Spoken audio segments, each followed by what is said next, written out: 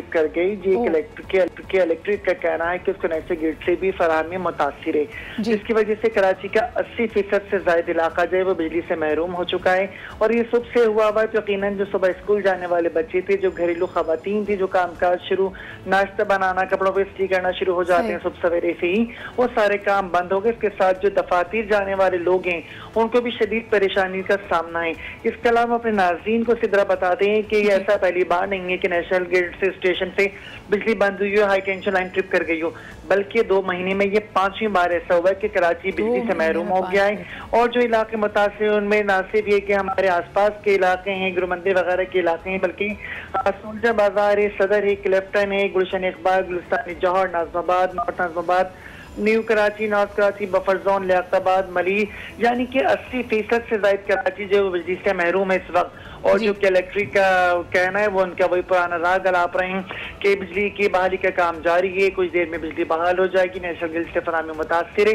तो यानी कि कोई नई चीज नहीं है। एक सवाल सरफराज के अभी तक अगर देखा जाए तो मेरे ख्याल में जिस तरह आप कह रहे हैं कि सुबह सवेरे ये तकरीबन 6:30-7 बजे का टाइम है सफदर, जिसमें हमने देखा कि लाइट चली गई थी और अभी तक मेरे ख्याल में 2-2.5 घंटे गुजर चुके हैं और ये कह रहे हैं कि ये हाई टेंशन वायर पे काम हो रहा है। कोई उन्होंने टाइमलाइन दी है कि कब तक ये बिजली बहाल हो जाएगी?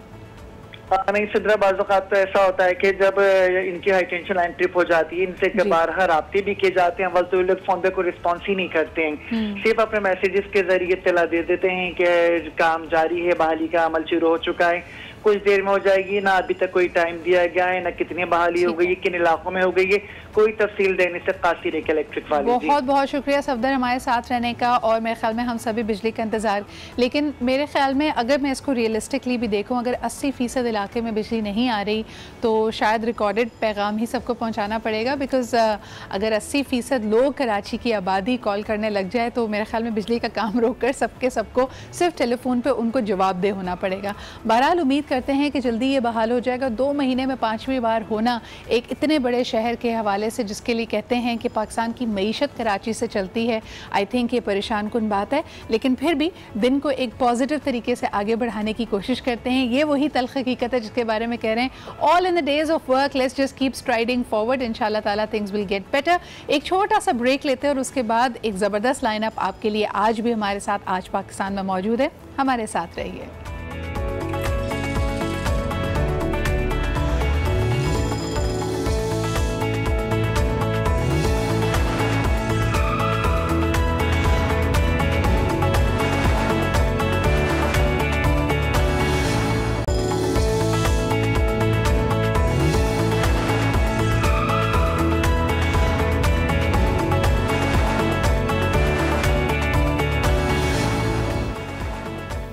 जी जनाब, वेलकम बैक टू आज पाकिस्तान। और आज पाकिस्तान में जिस तरह हम अभी थोड़ी देर पहले बात कर रहे थे हकीकत पसंदी की या अपने ख्वाबों की दुनिया में रहने की, दोनों ही के लिए बहुत ज़रूरत है इस बात की कि आपके पास अच्छे ख़यालात हों। इन ख़यालात को तख्लीक देने के लिए आपको अल्फाज भी चाहिए होते हैं। साइकोलॉजी ये कहती है कि जो ज़ुबान आप इस्तेमाल करते हैं, जिस ज़ुबान पर आपको दस्तरस हासिल होती है, उसी में आप सोचते भी हैं, क्योंकि सोच कुछ भी नहीं है सिवाय इसके कि अपने आप से एक मुकालमा है। तो जैसे आपके अल्फाज होंगे वही चीज़ आप अपने आप को फीड कर रहे हैं, वही बातें आपके जहन में गर्दिश करती हैं, और आपके इर्द गिर्द की जो दुनिया है वो मेरली एक रिफ्लेक्शन है आपकी अपनी तख्लीक का। तो ये बात अगर आप पे वाज़ेह हो जाए तो फिर मेरे ख्याल में बड़ा आसान हो जाता है उन लोगों के बीच में डिस्टिंग्विश करना जो बहुत क्रिएटिव हैं, यानी ये क्रिएटिविटी उनके अंदर कैसे आई, वो किस तरह चीज़ों को मुख्तलिफ अंदाज में देखते हैं। एक चीज़ जो हम इस प्लेटफॉर्म के ज़रिए आपको ज़रूर कहना चाहेंगे वो ये है कि किताबों का मुताला करना बहुत ज़रूरी है। दुनिया में जितनी भी टेक्नोलॉजी आ जाए, आप कहें कि जी सिद्रा अब तो इंटरनेट के थ्रू आप किसी भी चीज़ की इंफॉर्मेशन हासिल कर सकते हैं, लेकिन जो बात किताब की है, यानी साइकोलॉजिस्ट और साइंटिस्ट यहाँ तक कहते हैं कि इसके जो सफ़े पलटना होता है, जो चीज़ आपके हाथ में है, जिस तरह ये इम्प्रिंट आपकी मेमोरी में होती है, उसका कोई नेमुल बदल नहीं है। तो आज बात करेंगे एक ऐसी ही किताब की जो कि मेरे लिए बहुत एहसास की बात है कि आज हमारे स्टूडियो में भी एक बहुत ही नामवर शख्सियत, एक बहुत ही टैलेंटेड शख्सियत मौजूद हैं, जो हम सब के लिए एक उस्ताद की हैसियत रखते हैं, अपने आप में एक इंस्टीट्यूशन है। और इतवार के रोज़ एक तकरीब रोनमाई में उनके ऊपर, यानी उनकी तसानीफ़ पे, उनके अंदाज़े गुफ्तगू, उनके अंदाज़े लिखने पे एक ख़ास किताब शाया हुई जिसका नाम है अमजद फ़हमी। और ये जनाब लिखी है डॉक्टर सैयद तकी आबदी ने, जो कि एक बहुत ही गहरी नज़र रखते हैं उर्दू लिटरेचर पे भी। 5 दर्जन से ज़्यादा इनकी अपनी तसानीफ़ हैं और इनका वैसे तो ताल्लुक़ लखनऊ से है। आज ये ख़ास तौर पे कराची अपनी किताब के हवाले से, और ये किताब जिस तरह के आप समझ सकते हैं ये लिखी गई है पाकिस्तान के लिए बाइसे फ़ख्र है हम सब के लिए when it comes to our fraternity. एक उस्ताद की हैसियत, एक शफीक वालिद की हैसियत रखते हैं।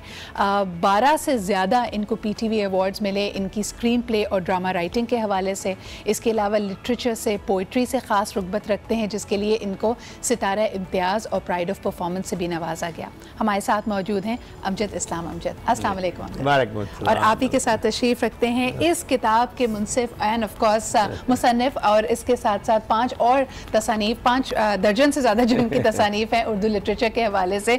हमारे साथ मौजूद हैं डॉक्टर सैयद तकी आबदी। बहुत बहुत शुक्रिया तकी साहब आपके भी यहाँ मौजूद होने का। और माशाल्लाह उर्दू अदब से इतनी रुग़बत, हालांकि आपकी जो मुस्तकिल रिहाइश है इस वक्त वो कनाडा में है।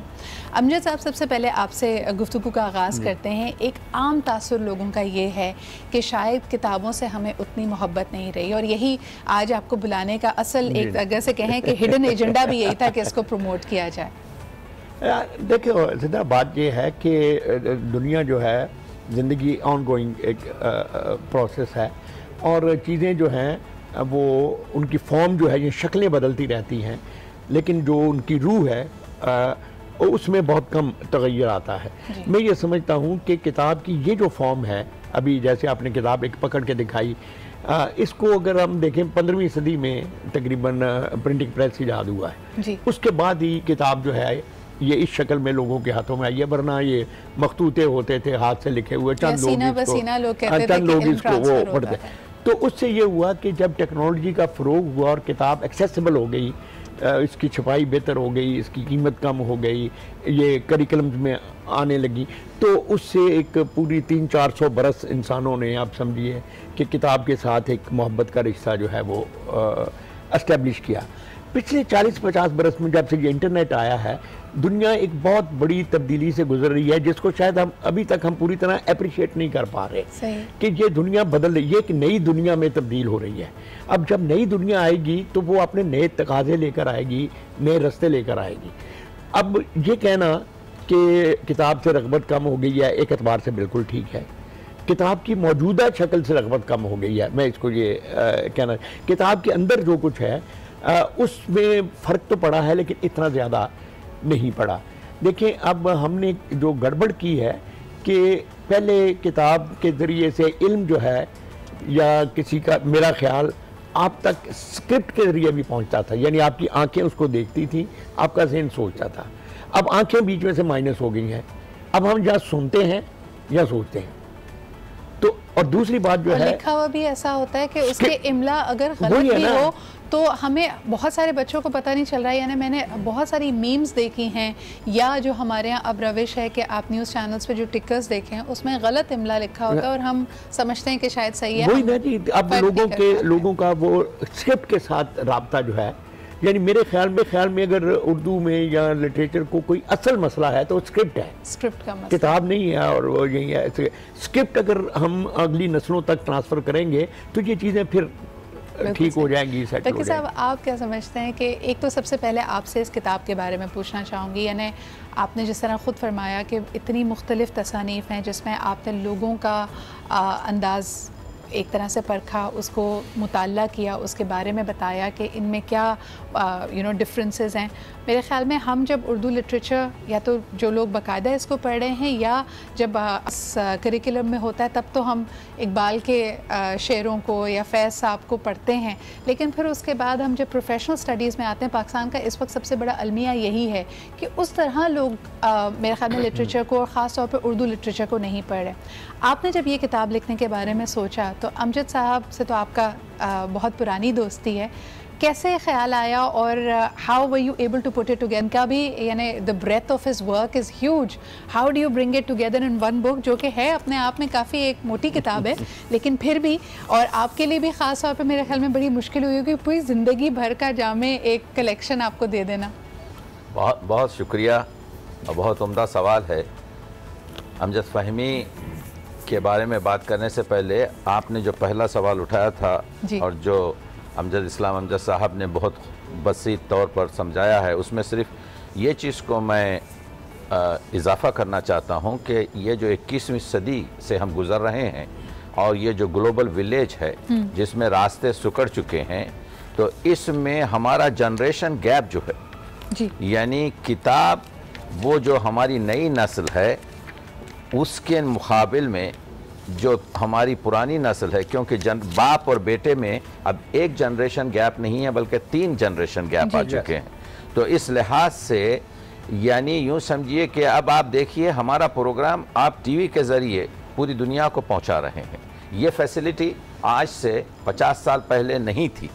तो मालूम ये हुआ कि किताब जो हाथ में लेकर पढ़ी जाती थी आज सफ़े टेलीविज़न पर पढ़ी जा रही है, सुनी जा रही है। नई जनरेशन चाहती है कि बहुत कम वक्त में बहुत ज़्यादा चीज़ें आपके सफ़र के। मैं अभी देख रहा था कि किस तरीके से आपने मिनटों में जो है आपके इस प्रोग्राम को अरेंज किया, जो घंटों में और दिनों में होता था। तो कहने का मतलब ये है कि किताब की जो अर्जिश और क़ीमत और जो कदर रहेगी वो हमेशा बाकी रहेगी। यानी अगर डिजिटल वर्ल्ड में भी आप पेश करना चाहें तो पहले उस आपके मवाद और उस मौजू को किताबी शक्ल में आना पड़ेगा। और तकी साहब, आप ये समझते हैं कि जिस तरह हम यही बात कर रहे हैं 21वीं सेंचुरी की, कि पहले कुछ चीज़ें लिखी जाती थी एंड विद टाइम जब कहा गया कि बहुत सारी वॉर्स हुई, बहुत सारी जंगें हुई, तो सबसे बड़ा नुकसान इल्म का नुकसान था। यानी एक कहा जाता है कि जब जंगजू आए तो दरिया फ़रात एक दफ़ा पहले खून से लाल हुआ, फिर स्याही से काला हुआ, बिकॉज़ बहुत सारी किताबें और इल्म को उसमें बहा दिया गया। आज अगर हम इंसान की उस महराज की बात करते हैं, आप लोग इतनी मेहनत करते हैं, चीज़ों को समेटते हैं इन सफ़ों में, उसको हमें ऑनलाइन अवेलेबल करना चाहिए नई जनरेशन के लिए, क्योंकि अक्सर ये एक बहुत बड़ा मेरे ख़्याल में खला है। अगर मैं हिंदी अदब को भी देखती हूँ तो मुझे बहुत सारी साइट्स मिलती हैं, जामे तरीके से उसको लिखा हुआ होता है, इंटरनेट पे वो मौजूद है। हमारा एक कहीं ना कहीं छोटा सा एक गैप है जिसको फिल नहीं किया जा रहा है। जैसा आप क्या कहेंगे? नहीं, इनफैक्ट बात ये अपना सीधा वही है कि असल में तब्दीली इतनी तेज़ी से आ रही है। देखें, हम पुराना लिटरेचर पढ़ें या इवन फैशन देखें, ख़वातीन के कपड़े देखें, हम अपनी माँ जो नानियाँ दादियाँ थी, तो वो कोई 4-4, 50, 60, 70 साल बाद कोई नया फैशन आता था। हाँ जी।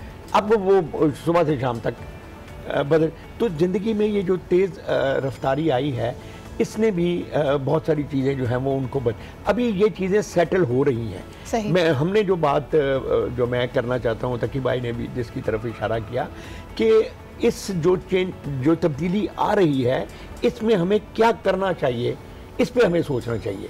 क्योंकि इस तब्दीली में अगर हमने पार्टिसिपेट नहीं किया तो फिर तब्दीली गवर्न करेगी। सही, वो अपनी मर्जी से चीज़ों को बदलेगी। एक मैं स्टडी देख रही थी कि अमेरिका में इस वक्त तेज़ी से बढ़ने वाली जब ज़ुबानों की बात की गई तो शायद हमारा ख्याल था क्योंकि वहाँ पे बहुत सारा माइग्रेंट्स, बहुत सारे महाजरीन पहुँच रहे हैं, तो शायद अरबी बहुत तेज़ी से बढ़ रही है, या हिंदी और उर्दू जिसको लोग आपस में कहते हैं कि भाई ज़बान एक ही है। वही आपने जैसे कहा कि सुनने की हद तक रह गई, क्योंकि सुनाई एक जैसी देती है तो हम कहते हैं ये एक दूसरे को समझ सकते हैं, ये एक ही ज़बान है।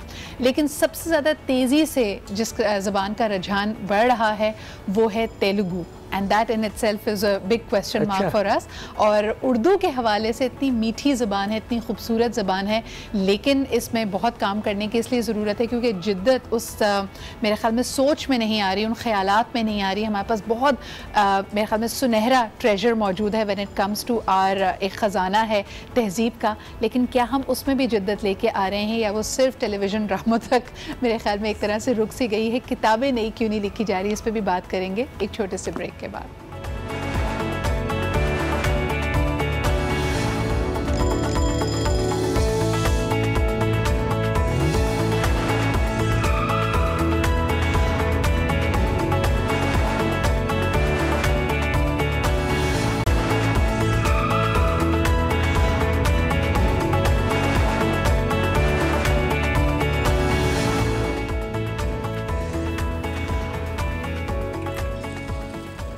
जी जनाब, एंड वेलकम बैक। आप देख रहे हैं आज पाकिस्तान। और वैसे तो हम क्रिटिक हर चीज़ पे करते रहते हैं, तनकीद बराए तनकीद कहा जाता है कि वो तो जोहला भी कर लेते हैं। असल तनकीद के लिए यानी आपने अगर किसी को सिर्फ बुरा भला नहीं कहना, लेकिन उसको समझना है और उसमें से भी कुछ अच्छा एक्सट्रैक्ट करना है, उसके लिए अक्ल दानिश का होना बहुत ज़रूरी है। आज हम बात कर रहे हैं ख़ास तौर पर उर्दू अदब के हवाले से, और हमारे साथ मौजूद हैं अमजद इस्लाम अमजद साहब, और एक नई किताब उन्हीं के हवाले से जो आई है, उनके बॉडी ऑफ वर्क के हवाले से उसके मुसन्निफ हमारे साथ मौजूद हैं डॉक्टर तकी, और इस किताब का नाम है जी अमजद फहमी। समझने की बात यह है कि हम कुछ अल्फाज बग़ैर समझे उनका इस्तेमाल करते हैं।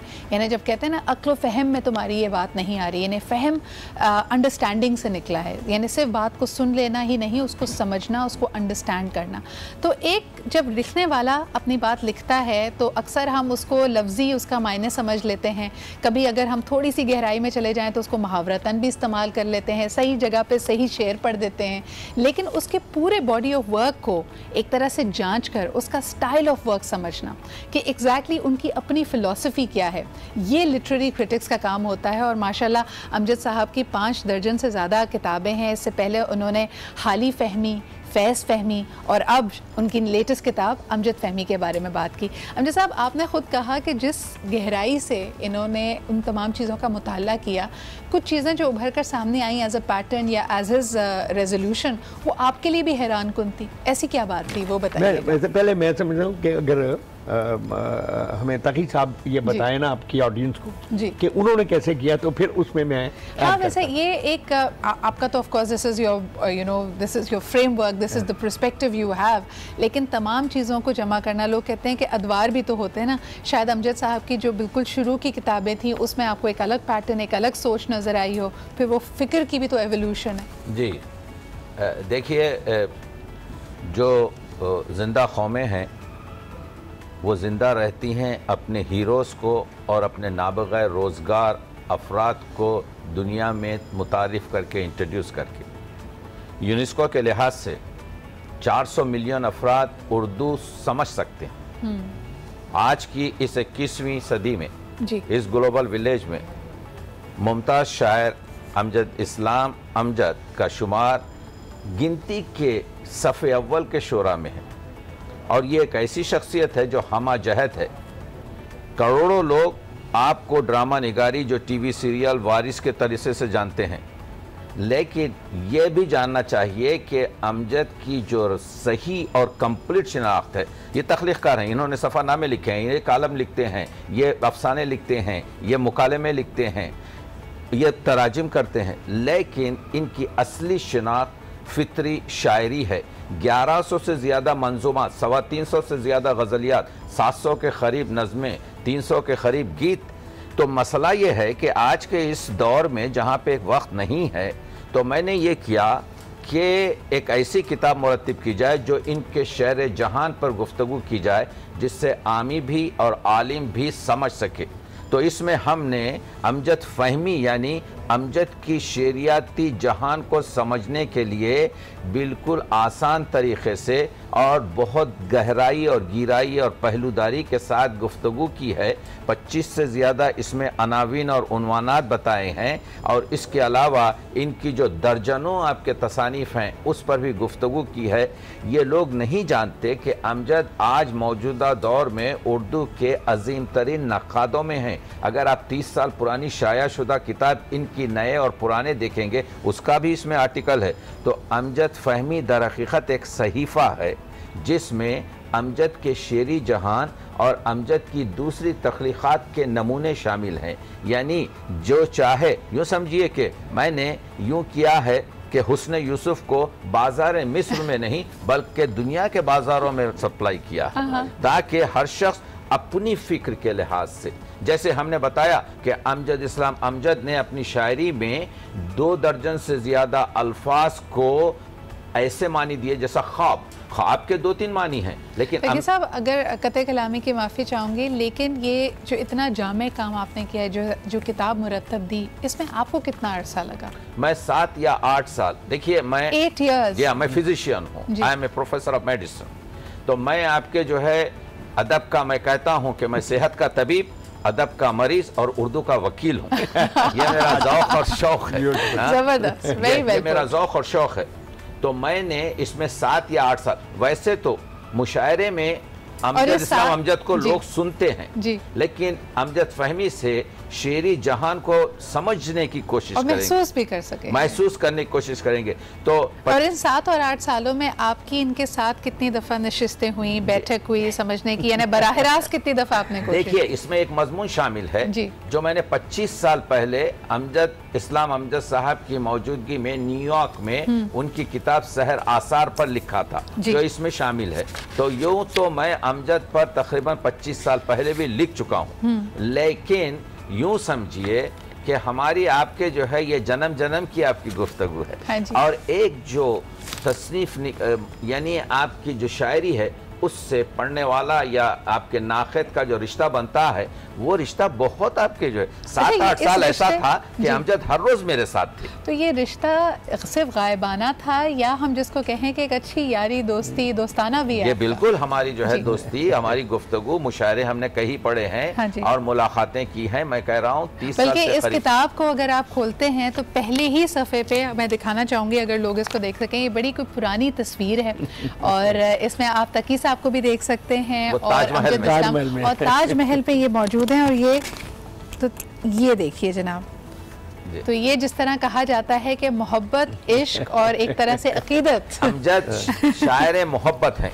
लेकिन उसका एक ड्रॉबैक ये हुआ कि लोगों ने अमजद इस्लाम अमजद की शायरी को सिर्फ मोहब्बत तक रखा। मोहब्बत जो है अमजद की शायरी का बहुत बड़ा हिस्सा है, लेकिन अमजद के पास कायनाती फलसफा भी है, अमजद के पास आपके जो है दर्द है कौम का, अमजद शायर इंसानियत है, अमजद इंसानों के दर्द के बारे में बात करते हैं, अमजद अपने वतन के बारे में बात करते हैं, अमजद अब कायदे आज़म के बारे में बात करते हैं। अमजद ये जो देखिए जो तकसीम बराबर नहीं है, जो हम जरूर चाहेंगे, अमजद का कोई आपके तरक्की पसंद तंजीम से ताल्लुक नहीं, लेकिन अमजद तरक्की पसंद तहरीक के हामी है। बहुत ही जबरदस्त बात। मैं ये कह रहा हूँ, आपने तो हम सबको इंटाइज कर दिया है और आपको बताते चलें कि अब ये पाकिस्तान भर में, कराची में ख़ास तौर पे इसकी तकरीब रोनुमाई इतवार को हुई, ये मौजूद है। आप अपने करीबी बुक स्टोर से जाके ये किताब भी ले सकते हैं। और जिनको आई एम श्योर के शायरी का ज़ौक़ शौक़ भी है, अमजद इस्लाम अमजद साहब किसी तारुफ के मोहताज नहीं है, लेकिन ये एक ऐसी जामे किताब जो उनकी डिफरेंट स्टाइल्स ऑफ राइटिंग, जिसमें उनके मज़ामीन भी शामिल हैं, उनकी शायरी भी शामिल है और शायरी भी ऐसी जो अपने आप में मेरे ख्याल में एक पूरी कायनात है। अमजद साहब बहुत बहुत शुक्रिया यहाँ मौजूद होने का। चलते चलते वही बात जो आपकी देखें, बाकी सब चीज़ें अपनी जगह, लेकिन जो एक आम आदमी, आपने बड़ी अच्छी यहाँ पे बात की कि आलिम भी और आमी भी। तो जो आमी हैं मेरे जैसे, हम तो ज़्यादातर आपको आपके ड्रामों के हवाले से पहचानते हैं। तो जो सोच, जिस तरह की फ़िक्र हमारे आज के पाकिस्तानी ड्रामों में नज़र आ रही है, जिसमें हम कहते हैं कि मुकालमा बहुत ही आसान हो गया, बिल्कुल आपकी और मेरी गुफ्तगू जैसा हो गया, जो हम घरेलू गुफ्तगू होती है, उससे आप समझते हैं कि हमारी फ़िक्र उस तरह एवोल्यूशनाइज हो रही है जैसे उसको होना चाहिए? नहीं, देखिए, वो जो इसका जवाब भी वही है जो मैंने, क्योंकि चीज़ों को टोटलिटी में देखना चाहिए कि अब ये देखें कि जब ये टीवी आया है पाकिस्तान में, तो उस वक्त जो क्रिएटिव लोग थे फ़नून लतीफ़ा में, लिटरेचर में, उनके पास थिएटर था, रेडियो था, फिल्म थी जी, लेकिन तीनों मीडियम ऐसे थे कि जिनमें बहुत इंटेलेक्चुअल या बहुत अच्छी बातें या बहुत नई बातें करने की स्पेस कम थी या अलग अलग तरीके थे। टीवी ने क्या किया, टीवी ने आकर स्पेस ब्रॉडन की, एक नई स्पेस जो है वो क्रिएट की। इस वजह से आप देखते हैं कि उस ज़माने के जितने बड़े राइटर हैं क्रिएटिव, वो सब आहिस्ता आहिस्ता टीवी की तरफ आए, क्योंकि ये ऐसी जगह थी जहाँ वो अपने आप को एक्सप्रेस कर सकें। अच्छा, उसमें थे, उस वक्त कंट्रोल था पीटीवी का जी। पीटीवी के कंट्रोल की कुछ खराबियाँ थी और कुछ अच्छाइयाँ थी। अब ये हुआ कि जब ये कमर्शियल हमारे एक एक्सप्लोजन हुई है, एक धमाका हुआ, ऐसा लगता है, तो उसमें वो जो एक नेशनल रिस्पॉन्सिबिलिटी थी ना, वो थोड़ी सी पीछे चली गई। अब उसमें मतलब पीटीवी के ड्रामों में जब जिनकी वारिस वगैरह की जब हम बात करते हैं, या यहाँ जो ने पैरामीटर सेट होते थे और उसके अंदर कोई ना कोई बाउंड्रीज होती थी। अमजद साहब, दिल तो चाहता है कि हमारी गुफ्तगू चलती जाए, लेकिन हमारे दूसरे सेगमेंट्स भी लाइंड अप हैं। आपसे बहुत अच्छा लगा और यकीनन हमने अपने तरीके से भरपूर फ़ायदा उठाने की इस बात की कोशिश की कि इतनी बड़ी शख्सियत और इतनी जामे शख्सियत हमारे साथ कराची में मौजूद हैं और बहुत ही शॉर्ट ट्रिप के लिए आई, तो ज़रूर हमारे प्रोग्राम में भी आएँ और हमारे ऑडियंस से भी बात करें। करें। लेकिन वंस अगेन आप इस किताब को ज़रूर लें और इंशाल्लाह ताला, क्योंकि मेरे पास भी ये अभी पहुंची है, मैं भी इसका मुताला करूंगी और फिर आपसे एक वादा ज़रूर लूँगी कि फिर आपका अगली दफ़ा जब कराची चक्कर लगे तो हम इस पर ज़रूर दोबारा बात करें। बहुत बहुत शुक्रिया यहाँ मौजूद होने का। एक ब्रेक की तरफ बढ़ते हैं, ब्रेक से वापस आएंगे, आपको हेडलाइंस भी सुनवाएंगे और जिस तरह के हमने कहा कि मिलो पाकिस्तान में किसी ऐसी शख्सियत से, किसी ऐसे ख्वाब से भी मिलवाएंगे जो इस वक्त अपनी पूरी लगन से, पूरी जुस्तजू से आगे बढ़ रहा है। हमारे साथ रहिए, एक छोटा सा break and we'll be right back.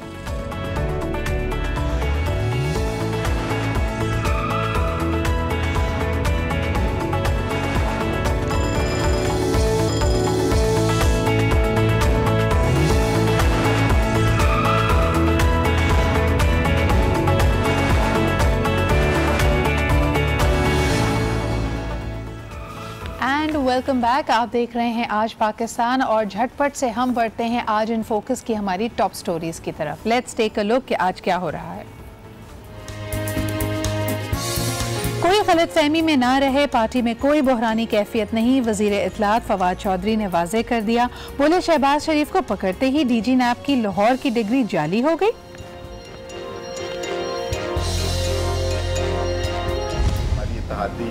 जमात है, एक फैमिली में भी अगर कोई थोड़ी सी बात होती है तो उसमें भी आप करते हैं, तो कोई ऐसा तूफान नहीं गिरा है। पंजाब में सिर्फ एक चीफ मिनिस्टर है, वही एक पावर सेंटर है, बाकी सब गवर्नर पंजाब ने भी वजीर आला को सूबे में ताकत का मरकज करार दे दिया। कहते हैं काफ लीग इत्तेहादी जमात है, गिले शिकवे हुए तो दूर किए जाएंगे।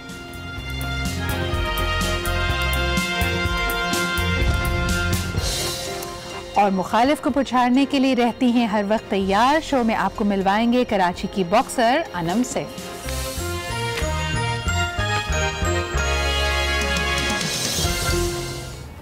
जी जनाब, मिलवाएंगे आपको अनम से। अनम हमारे साथ मौजूद हैं, ज़बरदस्त बॉक्सिंग करती हैं, 12 से ज़्यादा मेडल्स लिए हैं और अब इंशाल्लाह ताला तैयारी करी हैं पाकिस्तान को इंटरनेशनली रिप्रेजेंट करने की। अपने शो में वेलकम करना चाहेंगे। अनम, अस्सलाम वालेकुम, क्या हाल चाल है आपके?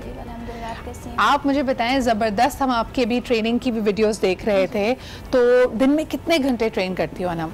1.5 आवर हम लोग ट्रेनिंग कर रहे होते हैं। 3 to 4:30 हमारा टाइमिंग है क्लब की, एंड इसी में एंड सुबह में भी ट्रेनिंग करती हूँ। अच्छा, हाल ही में हमने देखा था कि मैरी कूम के नाम से एक मूवी भी आई जिसमें प्रियंका चोपड़ा ने मैरी कूम का कैरेक्टर किया और बहुत ज़बरदस्त उसकी वो यानी एक तरह से डिपिक्शन थी।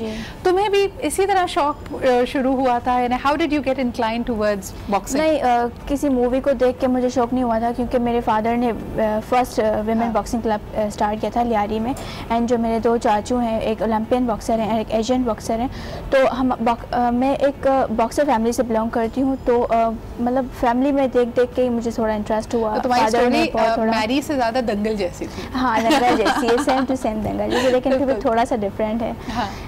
लाइक बहुत सपोर्ट। भाई भी हैं? हाँ, मेरे 3 भाई हैं। 3 भाई हैं। आप उनसे बड़ी हो या वो आपसे? नहीं, एक भाई है, वही सिर्फ मुझसे बड़ा है। 2 भाई आपसे बड़ा है। तो पूछने का मकसद ये है कि हम जानते हैं कि लियारी से भी पाकिस्तान के फ़ख्र, a lot of people have made us proud over है। जिस तरह की एक नेचुरल किस्म की उनकी इंक्लिनेशन है टूवर्ड्स बॉक्सिंग, वो तो हम सब जानते हैं। लेकिन फैमिली में are you the only woman boxer या और ख़वातीन और लड़कियाँ भी इसमें इंटरेस्टेड हैं? नहीं, मेरे कुछ कज़न्स हैं, उन्होंने भी बॉक्सिंग की, वो मुझसे छोटी हैं, लेकिन स्टार्ट जो लिया है उससे मेरे फादर ने लिया, तो उनकी वजह से मैं भी कर रही हूँ और मुझे भी थोड़ा इंटरेस्ट है, थोड़ा नहीं बहुत ज़्यादा है, इसलिए मैं बॉक्सिंग कर रही हूँ। और अब इंशाल्लाह ताला तैयारी कहाँ की है, कहाँ पे जा रही हो पाकिस्तान को रिप्रेजेंट करने? तैयारी तो यही है कि इंटरनेशनल लेवल पे पाकिस्तान को रिप्रेजेंट करूँ, उसके लिए हम लोग बहुत मेहनत भी कर रहे हैं, लेकिन उसके लिए जो है वो से बहुत सारी चीज़ों की कमी होती है। लाइक इंटरनेशनल लेवल पे टूर्नामेंट खेलना ही बहुत बड़ी बात है, तो उसके लिए हमसे जितना हो रहा है हम लोग इतनी मेहनत कर रहे हैं। फेडरेशन है जिसमें तुम रजिस्टर्ड हो, बॉक्सिंग फेडरेशन तो? जी, बॉक्सिंग फेडरेशन है, लेकिन लाइक फेडरेशन का मैं क्या कहूँ आपको, लाइक सही है वैसे जो सपोर्ट आपको मिलनी चाहिए उससे ज़्यादा वो सपोर्ट नहीं, वो नहीं है इतनी सपोर्ट। और जो आप देखते हो कि अक्सर हमारे यहाँ पाकिस्तान में सबसे बड़ा अलमिया ये रहता है कि अगर क्रिकेट के अलावा दूसरे स्पोर्ट्स में लोगों को शौक़ है तो वो सपोर्ट नहीं आ पाती। अब थोड़ा बहुत हम तब्दीली देख रहे हैं स्क्वॉश के हवाले से या फिर फुटबॉल या टेनिस के हवाले से, लेकिन बॉक्सिंग अभी भी ऐसा लगता है कि इग्नोर्ड एक तरह से है। लेकिन यहाँ तुमसे अनम, तुम्हें में बुलाने का मकसद ये भी था और जानना भी चाहेंगे कि जो लियारी की यूथ है, हम हमेशा उनको एक सियासी नज़र से तो देखते ही रहते हैं कि जी सियासत में पाकिस्तान पीपल्स पार्टी का किला है, और इस दफ़ा हमने देखा कि इलेक्शंस में भी बहुत तब्दीली आई। लियारी की यूथ इस वक्त पाकिस्तान के हवाले से क्या सोच रही है? क्या आपको लगता है कि वो मौके जो तमाम लोगों के पास एक लेवल प्लेइंग फील्ड मौजूद है, लियारी की यूथ के पास भी है?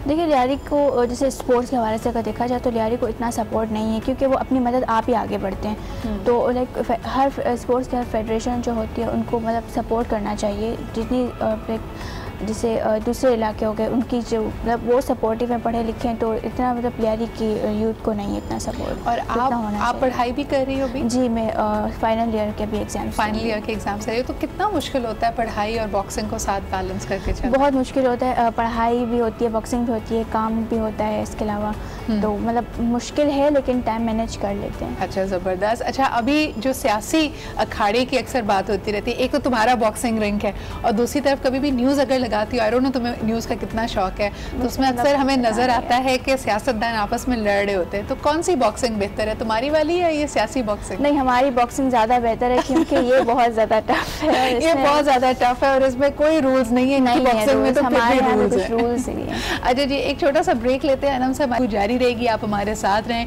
बड़ी ज़बरदस्त और मज़े की बातें ये हमसे कर रही हैं। इनसे ये भी जानेंगे कि एक बॉक्सर की ज़िंदगी, एक बॉक्सिंग गर्ल की ज़िंदगी आम लड़कियों से कैसे मुख्तलिफ है, लेकिन एक छोटे से ब्रेक के बाद।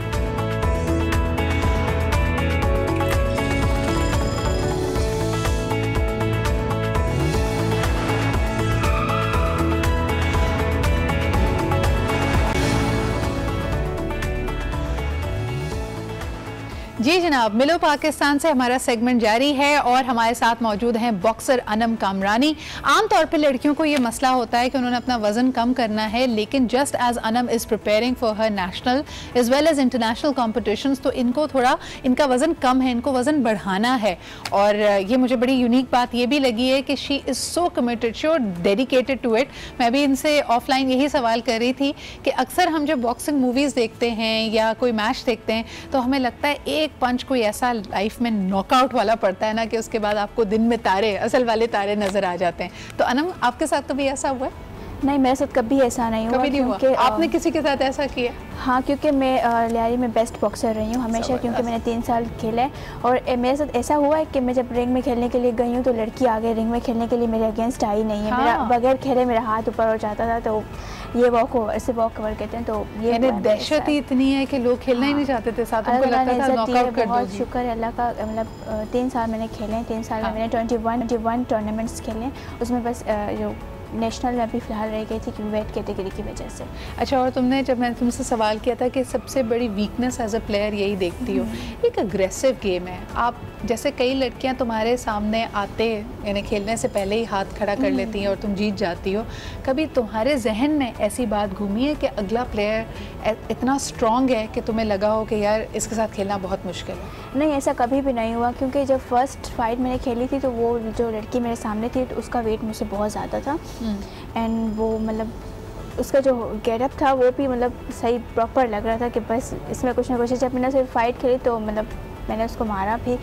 एंड फिर वो दिन लाइक जैसे थोड़ा सा खौफ होता है दिल के अंदर, खौफ तो नहीं था वैसे, लेकिन थोड़ी हिचकिचाहट होती है, वो ख़त्म हो गई। और फिर मैंने तो बहुत सारे टूर्नामेंट्स खेले और सारे जब भी मैं यंग एथलीट से या कोई भी ऐसा आप नौजवान देखें जो किसी कंपटीशन में पार्टिसिपेट करता है, मुझे एक थोड़ा सा आइडिया, बिकॉज मैं डिबेट्स में होती थी, यानी किसी भी कंपटीशन से पहले थोड़ा दिल में हलचल सी मची हुई होती है, थोड़ा कॉन्फिडेंस आप में होता भी है, लेकिन एक थोड़ा डर का एहसास भी होता है। और जितनी अगर हम थोड़ी बहुत ट्रेनिंग करते हैं, कभी कभार मेरी फिटनेस ट्रेनर भी कहती है कि जी बॉक्सिंग ग्लव्स पहने और पंचेस करें। आई नो कि एक पॉइंट आता है जब आप थक रहे होते हैं, लेकिन आप मैच के उस पोजीशन में होते हैं कि आप गिव अप नहीं कर सकते। तो अनम, अगर मैं तुमसे पूछूं कि जब एक लड़ाई में आप थक रहे हो, आपका जिस्म जवाब दे रहा है, आप में एनर्जी वो फील नहीं कर रहे, और उस वक्त लोग कहते हैं कि आप अपने सिर्फ जहन से खेल रहे होते हैं, उस वक्त तुम्हारे जहन में क्या चल रहा होता है? अच्छा, वैसे ये बिल्कुल डिफरेंट है आपका क्वेश्चन, मेरे मतलब हाँ। मैं आपको रिप्लाई करती हूँ। देखिए, कभी भी ऐसा नहीं हुआ कि अभी हम लोग रिंग में खेल रहे हैं, हाँ ट्रेनिंग कम की हो और मतलब फिट नहीं हो हम लोग, तो फिर हमें साथ फील होता है कि बस हमारी टांगों से जान निकल रही है, हम लोग खेल नहीं सकते और बस जैसे लॉन्च जाते हैं ऐसे, मतलब घुमा रहे होते हैं, पंच मार रहे होते हैं, लेकिन फिर प्रॉपर ट्रेनिंग के बाद ऐसा बिल्कुल भी फील नहीं होता कि आप भी थक रहे हो, आप बिल्कुल अपने माइंड से और बिल्कुल एक्टिव होकर आप खेल रहे होते हो। वो यानी आपका माइंड और बॉडी अगर एक दो दफ़ा, हाँ वो से ये सब मेरे साथ 1 से 2 दफ़ा ऐसा हुआ था कि बस मैं बहुत थक गई और मुझसे नहीं हुआ, लेकिन फिर भी वो टूर्नामेंट मैंने बहुत हिम्मत करके मैंने खेला और मैं जीती। एंड ये है कि मतलब बहुत एक्टिव होते हैं, बस हिम्मत ऐसा ही होता कि बस अभी लाइक हाँ थक गई हूँ, अभी छोड़ दो, थक गई अभी छोड़, बस नहीं, फाइट के टाइम पे ज़्यादा एनर्जी आ जाती है कि बस अभी मारना, और बाद में पता चलता है कि कहाँ पंच पड़ा था। हाँ, जब बिल्कुल टूर्नामेंट खत्म हो जाता है, जब रिलैक्स होकर बैठ जाते हैं तो फिर पता चलता है कि भाई कहाँ नील पड़ा। हमारे साथ ही रहो अभी तुम। और ये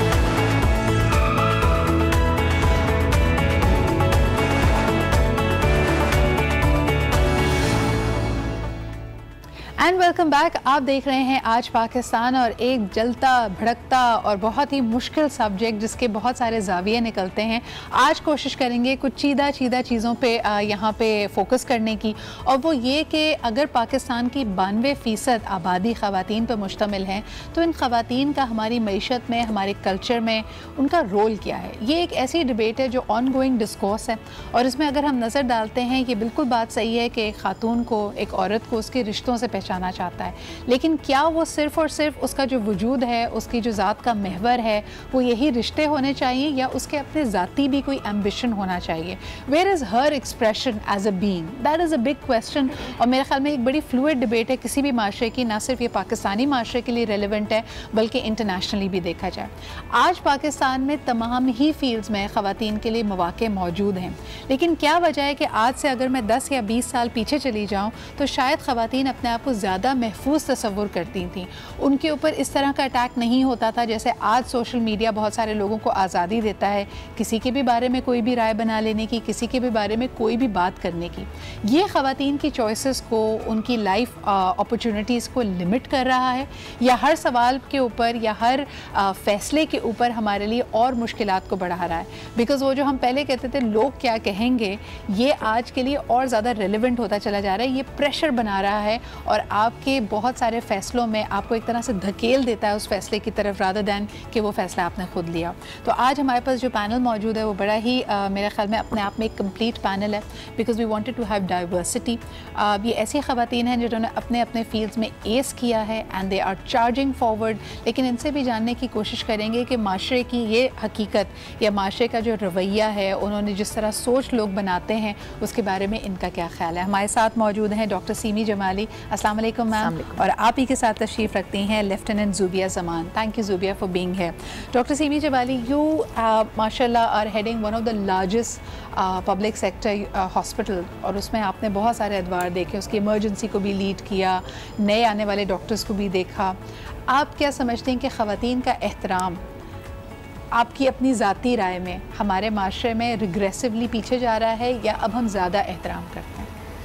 देखिए, एहतराम तो जो है इंडिविजुअल्स के ऊपर डिपेंड करता है, how individuals see you and look at you. मैंने I have seen the ups and downs of life you know in these 30 years जो मैंने गुजारे हैं जिन्ना हॉस्पिटल के अंदर, जिन्ना हॉस्पिटल के अंदर भी और जिन्ना हॉस्पिटल के बाहर भी। तो मुझे तो लगता है कि लोग ख़वातीन का एहतराम करते हैं, और जो काम करने वाली ख़वातीन में रिकग्निशन होता है उनका, दे आर रिकग्नाइज्ड, लोग उनको इज़्ज़त से देखते भी हैं। For example, I am a familiar face for the city of Karachi, जिस पे बहुत सारे लोग डिपेंड भी करते हैं in a time of need, they approach us, और मैंने मेरे ख्याल में I never let them down. तो मुझे नहीं लगता कि ख़वातीन के एहतराम में कोई कमी हुई है। येस, मगर एक बात जो मैंने बहुत देखी है कि सोशल मीडिया के ऊपर लोग बहुत से अटैक्स करते हैं लोगों के ऊपर, और I think there has to be a stop to it, क्योंकि लोगों की ज़ाती ज़िंदगी में उनके जो भी कुछ वो करना चाहती हैं, for example if we want to lead somebody from the front, वो करने की कोशिश में हमेशा रुकावटें पैदा करते हैं। And I think social media has not played a very good role in all this. एक ज़ाती आज़ादी, एक ज़ाती फ्रीडम जो है चॉइस की, चाहे वो एक सिंपल सी चॉइस क्यों ना हो कि आपका पहनावा, आपका उठना बैठना, यानी हर चीज़ पे हम बहुत ज़्यादा जजमेंटल लोग हैं। लेफ्टिनेंट ज़ुबिया, आपसे भी पूछना चाहूँगी कि माशाल्लाह the field that you have chosen for yourself is not perhaps a very popular choice when it comes to women. यानी बहुत सारी ख़वातीन हमारे यहाँ फोर्सेस में शामिल हैं, लेकिन फिर भी it's a relatively new field. आपने क्या ट्रेंड्स नोटिस किए हमारे माशरे में, not just in your chosen field? जैसे कि आपने कहा कि ख़वातीन को इतनी आज़ादी नहीं दी जाती, मेरा ताल्लुक भी एक ऐसे बैकग्राउंड से है, not very backward but yes, उसमें बेटियों को ट्रेडिशनल है। My belong to KPK।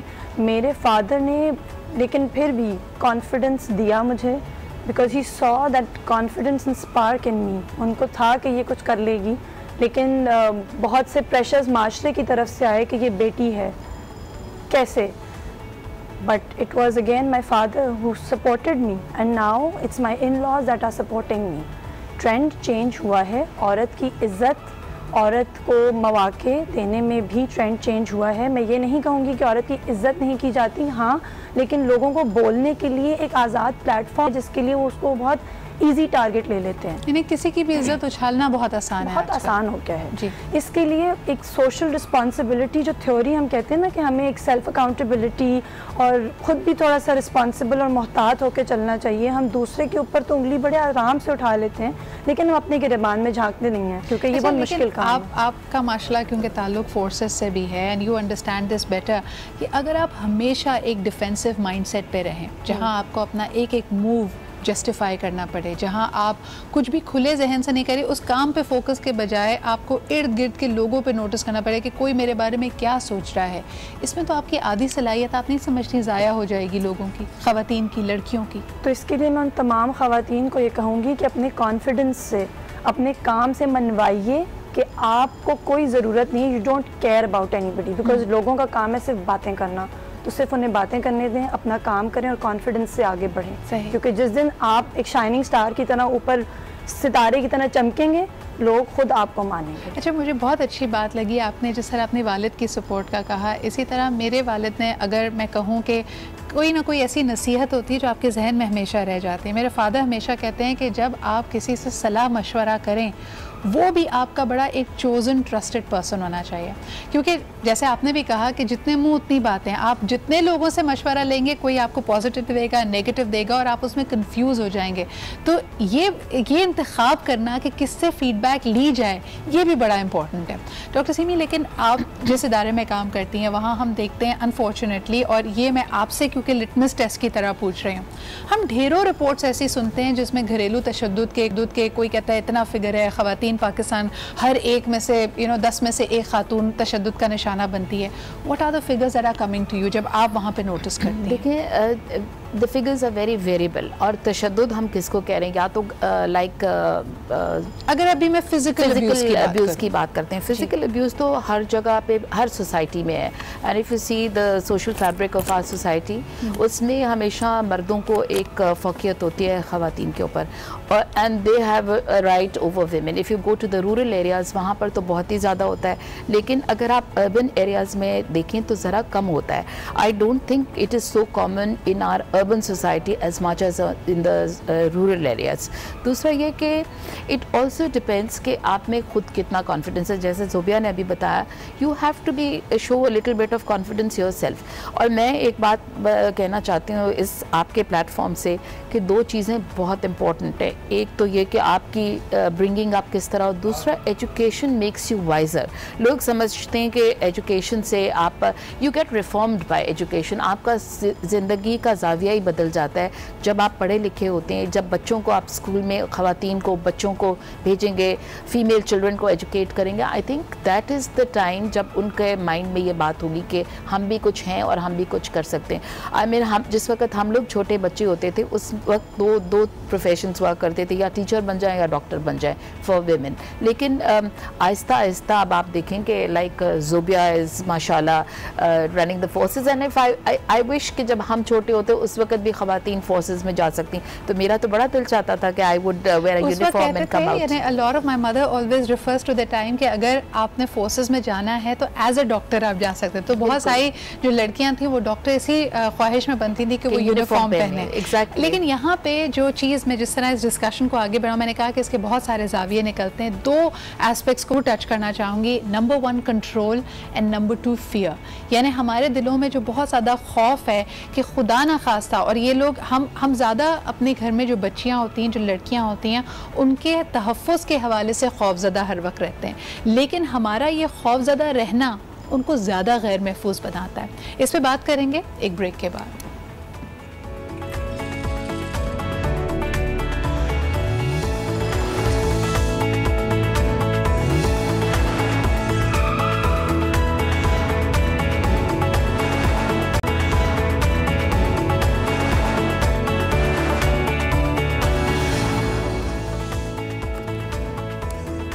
Welcome back after the break. हम बात कर रहे हैं ख़वातीन, एम्बिशन और किस तरह आप अपने ख्वाबों को हकीकत बना सकते हैं और उसमें कहाँ कहाँ रुकावटें हायल होती हैं। ब्रेक पे जाने से पहले बात कर रहे थे कंट्रोल और फियर के हवाले से।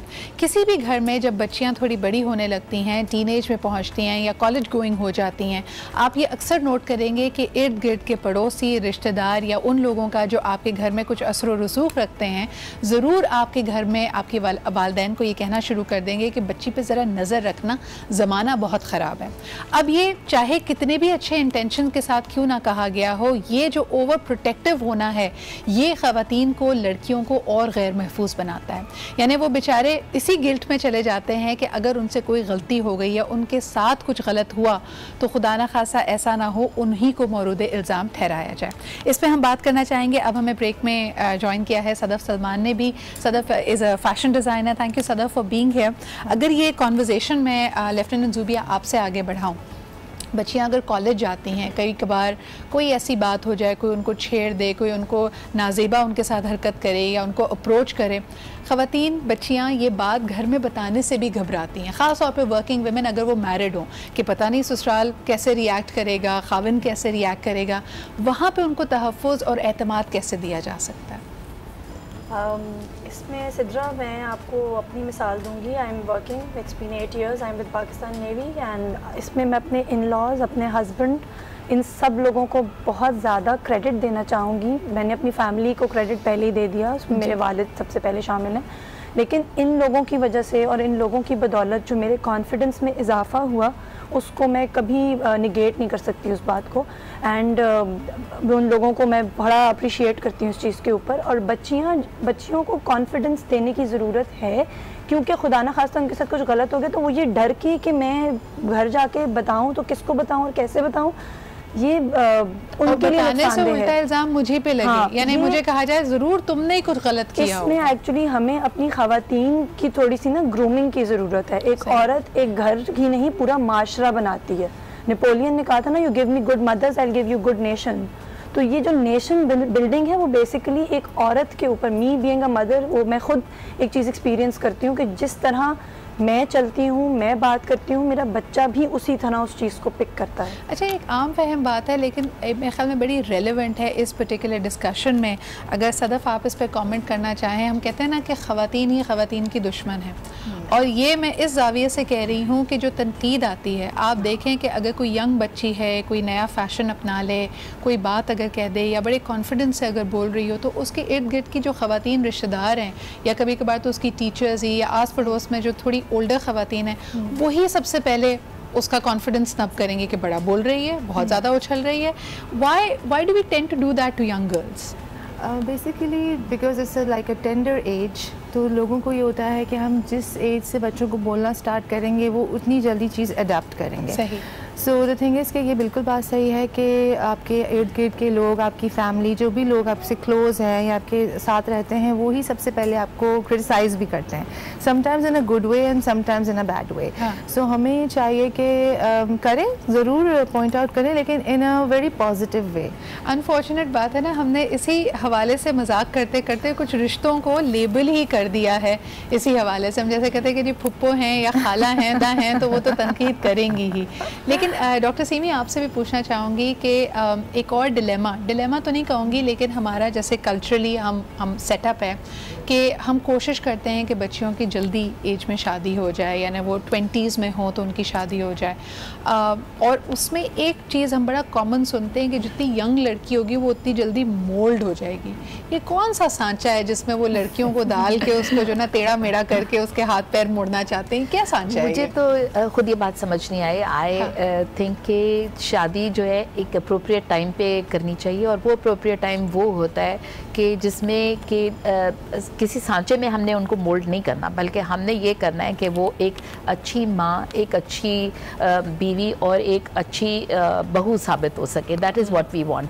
एंड रिश्तों की जो प्रायोरिटी है वो ये होनी चाहिए कि you have to give time to everybody. और आजकल टाइम का फुकदान है जिससे लोग बहुत वो होते हैं। सांचे वांचे में तो खैर हम क्या डालेंगे किसी को, लेकिन द थिंग इज़ कि अर्ली मैरिजेस जो हैं, अब as on a medical point of view मैं बोल सकती हूँ ये बात कि अर्ली मैरिजेस तो हम इनकरेज ही नहीं करते, ना अर्ली और ना अर्ली नॉट टू लेट। यानी आपका जब एक आपकी पर्सनैलिटी सेट हो जाए, जिस तरह एक अगर कहना चाहें आपने ग्रेजुएशन कम से कम की हो, क्योंकि बहुत जो अर्ली टीनेज मैरिजेस होती हैं उनके बारे में तो कहते हैं every 1 year that you know the girl child spends in school, यानी वो हर एक साल जो वो स्कूल में रहती है उसके यानी अर्निंग पावर को 80% बढ़ा सकती है और उसके ज़िंदा रहने के मौके को 90% बढ़ा सकती है। यानी अगर एक लड़की की आप 16 साल की उम्र में शादी करेंगे और उसकी 18 साल की उम्र में शादी करेंगे, इसमें ज़मीन आसमान का फ़र्क है। नॉट टू से कि ये राइट एज फॉर मैरिज है, पहले उसको कुछ पढ़ लेने दीजिए, अपने पैरों पे खड़ा हो जाने दीजिए, 1-2 साल अगर वो काम कर ले उसके बाद में भी she is a better position. Thing is कि अब आजकल के ज़माने में you look at the you know the thing कि अब एक आदमी से तो घर चलता ही नहीं है। Like there have to be 2 working people in the family, और 2 वर्किंग पीपल जब तक ना हो आजकल घर चलाने बड़े मुश्किल हो गए, specially for the middle class people. लेकिन व्हाट अबाउट द टाइमिंग्स? अब सदफ इसमें एक बड़ी बहस जो लोगों की आती है कि ट्रेडिशनली अगर देखा जाए तो आज के मास्टर में चेंजेस भी आए हैं। Traditionally, the woman is supposed to look after the house, take care of the children. The man was supposed to be the breadwinner. अब जब अगर दोनों निकलते हैं तो ये बात भी एक हकीकत है कि फिर जैसे आपने कहा कि give me good mothers. What about the mother? यानी आप quality versus quantity की जो डिबेट में पड़ जाते हैं कि बच्चे को जी बहुत अच्छा क्वालिटी टाइम दिया, लेकिन बच्चे का डायरिया, बच्चे का टाइफॉइड आपके स्केड्यूल पे नहीं चलेगा, वो कभी भी हो सकता है। तो ऐसी सिचुएशन में दोनों वर्किंग अगर खातून भी काम करती है, मर्द भी काम करता है, तो कैसे अपने स्केड्यूल्स को साथ लेके चलें? फ़र्स्ट ऑफ़ ऑल अगर तो इस तरह की कोई सिचुएशन आती है कि लाइक कोई भी बच्चा बीमार है घर पे या किसी को ज़रूरत है बहुत ज़्यादा, तो यू नो किसी को तो सैक्रिफाइस करना है, ईदर द हस्बैंड और द वाइफ, दोनों में से किसी एक को तो डे ऑफ करना पड़ेगा, और maybe a few hours. और इसके अलावा ये है कि we have to prioritise our things. सबसे पहले फैमिली, उसके बाद जॉब, उसके बाद करियर, उसके बाद हर चीज़। सो मेरे लिए तो सबसे ज़्यादा important is my family. So I manage everything like that कि मैं अपने बच्चों को पहले सेटल डाउन करके and then I go out for work। क्योंकि मेरे वर्ड्स फिर आपका जो भी काम है वो तो आपकी अगर सेकेंडरी प्रायोरिटी है तो फिर आपके केस में तो you can afford a part time, you are running your own hours. Lieutenant Zubia, what would you do? आपकी तो एक स्ट्रक्चर्ड कमिटमेंट है जिसमें आपके हिसाब से नहीं चल सकती। And let me add that I am facing this condition right now and this problem right now। मेरे बेटे को बहुत शदीद बुखार है, उसको बुखार में छोड़कर आई हूँ, लेकिन मतलब our force, our department, our organization बहुत सपोर्ट करते हैं, मतलब लेडीज़ को बहुत सपोर्ट करते हैं, स्पेशली बिकॉज दे नो कि फादर्स ठीक है एक डे ऑफ कर लेंगे, लेकिन जो मदर की जगह है दैट्स नो सब्सटीट्यूट। सही। एंड हमारे जो it all depends on your departments, your organisations. हमारे यहाँ बहुत इस चीज़ को केटर फॉर किया जाता है। Family is no doubt priority. I feel कि जैसे आपने ख़ुद कहा कि हर वो खातून जो बाहर निकली है और बड़े बाइज़्ज़त तरीके से एतमाद के साथ अगर अपना काम कर रही है, तो उसके पीछे ज़रूर फैमिली के वो मर्द हजरात हैं, चाहे वो आपके भाई हों, आपके वालिद हों या आपके खाविंद हों, जिन्होंने आप पे इस माशरे से ज़्यादा भरोसा किया है। And I think that is the underlying thing कि आप जिस बच्ची को या जिस खातून को बाहर भेज रहे हैं उसको इतना कॉन्फिडेंट करके भेजें कि I am behind you. That's when you can deal with anything. मैं सिर्फ ये कहना चाह रही थी कि हमारे जैसे जॉब्स के अंदर where you are a doctor and you have commitment with the patients and you can not get away from it, तो उसमें फैमिली प्रायोरिटी फिर नहीं लेती, फिर उस वक्त प्रायोरिटी आपका काम आपके पेशेंट्स ले लेते हैं। और ये हमारे साथ और सैकड़ों दफ़ा मेरे साथ ये हुआ है, बम ब्लास्ट हो गया, बच्चा बीमार है या नहीं बीमार है, मुझे छोड़ के जाना पड़ा।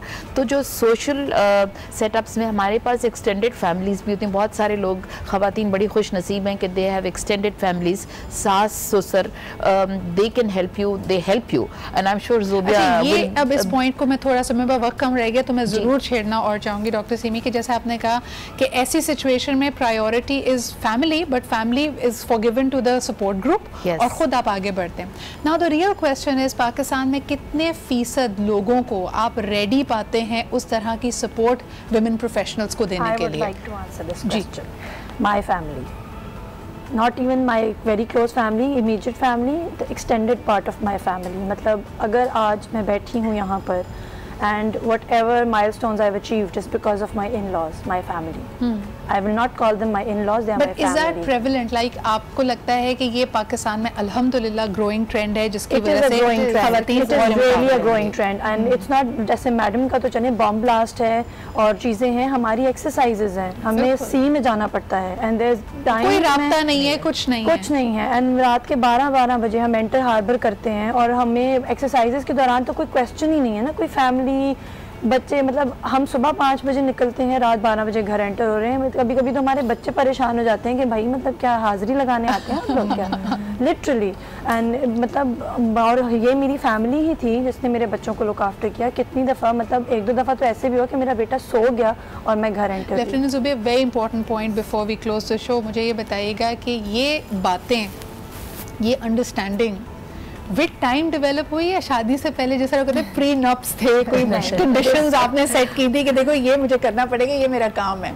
This is, he was very understanding and besides my mother-in-law was very understanding. She was a mother, she brought up a family having very understanding people around me and she herself played a very important role.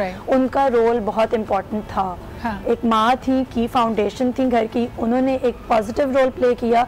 तो I am so lucky to get the fruits. Needs to be on the table. आप कई दफ़ा देखें, हम बड़ी खूबसूरत, बड़ी पढ़ी लिखी, बड़ी प्रोफेशनल खातून को पसंद करते हैं, लेकिन कहीं ना कहीं लोगों ने हिडन एजेंडा ये बनाया हुआ होता है, इसको बस घर बिला के ना घर बिठा ही देना है, बस ये अब हमारे ड्राइंग रूम में ही पाई जाएगी। तो सदफ, आप क्या कहेंगी कि जो लोग इस तरह की इस वक्त ख्याली पुलाव बना रहे हैं, it will make life better, यानी वो शख्स भी खुश नहीं रहेगा, वो खातून भी खुश नहीं रहेगी, क्या मशवरा होगा आपको ऐसे लोग? यही कि मतलब जो भी आपकी वाइफ, आपका बेटर हाफ करना चाहे, let her do it with a lot of confidence, ताकि उसकी अपनी लाइफ भी, you know, she should enjoy what ever she is doing, जो भी उसका प्रोफेशन है उसको वो एंजॉय करना चाहिए, and then she should equally look after the family and everything, so that you know आपकी आपस की भी अंडरस्टैंडिंग अच्छी रहे और फैमिली भी अच्छी चलती रहे, as well as a profession. Doctor Seemi, your words? I would like to say कि लोग कहते हैं ना कि there is a woman behind the success of every man. I think behind the woman also there is a man who makes her successful, like the mother-in-law.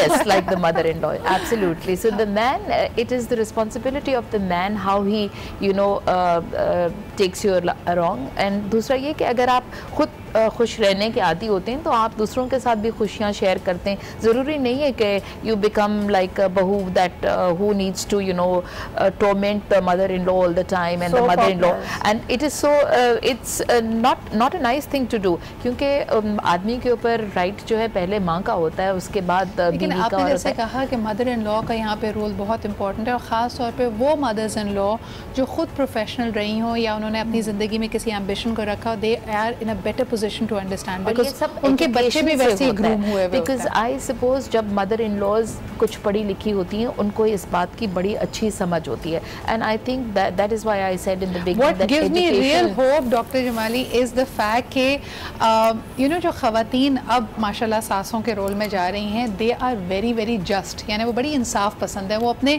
बेटे की भी जो गलत बात होती है ना उसको स्नब करके बहू का साथ लेने में कोई आर महसूस नहीं करती। यही वो समझदारी है, बुर्दबारी है जो आप एक्सपेक्ट करते हैं। यानी वो बेचारी पंचिंग बैग नहीं है जिसको आप लेके आए हैं, अगर वो सोचता समझता जीता जागता इंसान है तो उसको भी वैसे ही ट्रीट करें। बहुत बहुत शुक्रिया। आज I think we were able to cover one angle of working women, जिसमें हमने बात की the support they need from the home, and we'd like to come across के हम माशरे के तौर पे भी उनकी किस तरह मदद कर सकते हैं। Once again Sadaf, lieutenant Zubia, doctor Seemi Jamali, thank you very much for being here. इसी के साथ आज का प्रोग्राम अपने इख्तिताम को पहुंचता है। कल आपसे फिर मुलाकात होगी। अल्लाह हाफ़िज़।